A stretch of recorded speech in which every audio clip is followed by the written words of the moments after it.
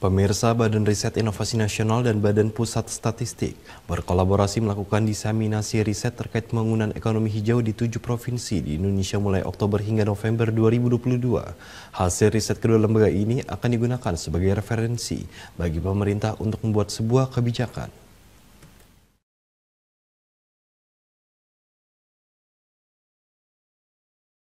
Badan Riset Inovasi Nasional dan Badan Pusat Statistik memadukan riset kuantitatif dan kualitatif terkait pembangunan ekonomi hijau dan kondisi sosial demografi penduduk Indonesia.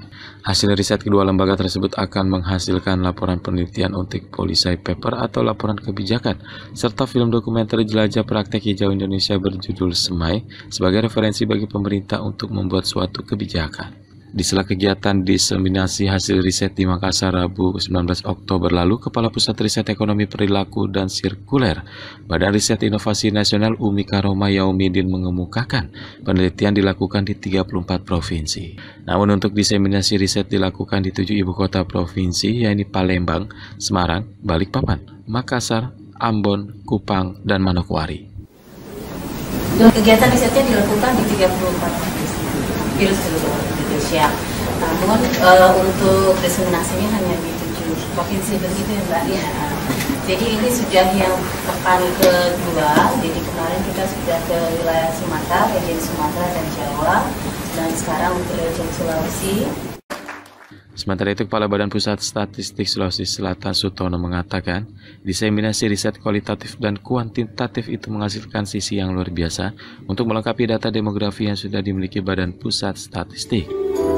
Jadi kombinasi diseminasi kuantitatif dengan kualitatif itu menghasilkan insight yang luar biasa hasilnya.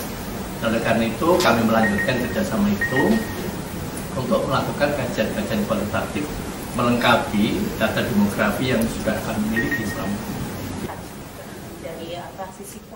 Berdasarkan hasil riset yang sudah dilakukan Badan Riset Inovasi Nasional dan Badan Pusat Statistik diketahui, selain penanganan sampah di Makassar juga praktek pembangunan ekonomi hijau sudah dilakukan masyarakat pesisir dengan penanaman bibit mangrove.